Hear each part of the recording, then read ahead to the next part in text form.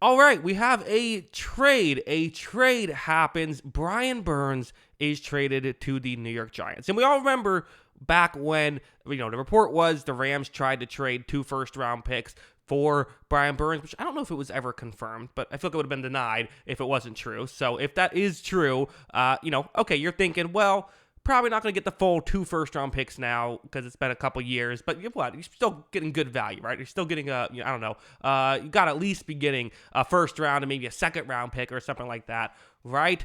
No, that is not what happened. Carolina is sending Brian Burns to the Giants for a second and a 5th-round pick. That is it.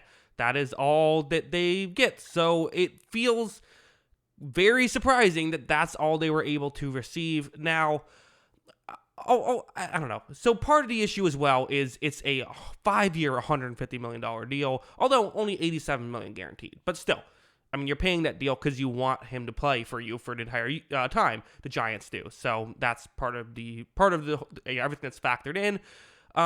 Several ways to take it. I want to take it from Panthers perspective first before we get it from the Giants perspective.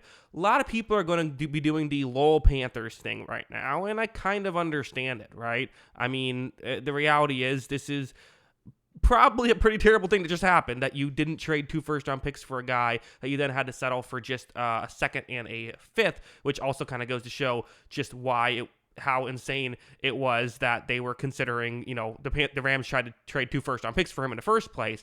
And it's not like he's been playing poorly. I mean, you look like the sack counts, which, listen, we all know sacks can be misleading. 8 sacks last year, had 12 and a half the year before, and then before that was back-to-back 9-sack seasons. So kind of right around, in that aspect, kind of right around what we're used to seeing from Brian Burns. You also have, if you look at his sort of advanced metrics, he's never been an advanced metric darling.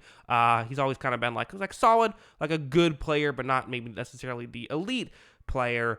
I'm not going to crush Carolina for this move in a vacuum. I'm really not. I actually think that in general, getting these kind of elite edge rushers and then trading them after they played their whole rookie deal is usually a good thing to do. Usually you can get good value back, even if this is not the best value. It's a high 2nd-round pick and a 5th-round pick. That there is value in that.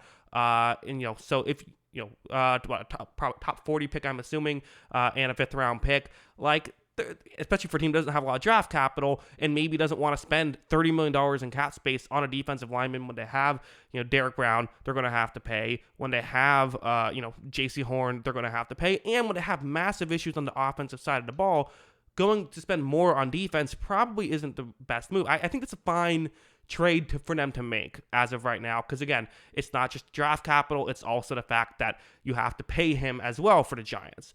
For the Giants, it sure is exciting if you're a Giants fan, right? I mean, Kayvon Thibodeau, who, his advanced metrics were pretty down last season, but I still think he's a good player. I still have faith in, was very good at his rookie year. And you have to think about Thibodeau, Brian Burns, Dexter Lawrence on this defensive line. Putting me in as the 4th guy, they're going to get a lot of pressure, and I am probably going to get injured very quickly if that's what they do.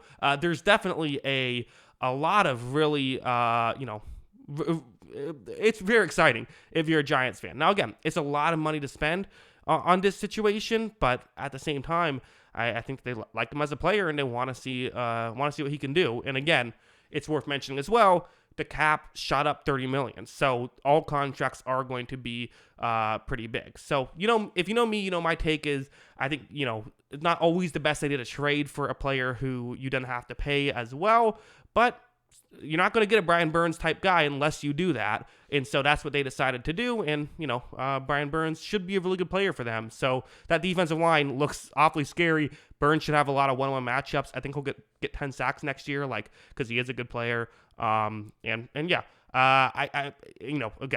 Panthers, we all know it. They should have traded 2 first-round picks they should have traded to the Rams for 2 first-round picks. We all know it's the case.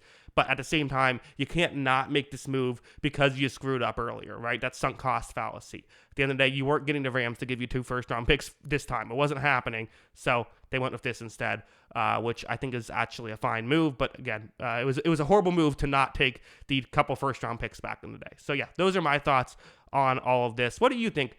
Do you agree with me? Do you disagree with me? Let me know in the comments below. What are your thoughts on all of this? Always love hearing from you. And of course, as always, thanks for watching.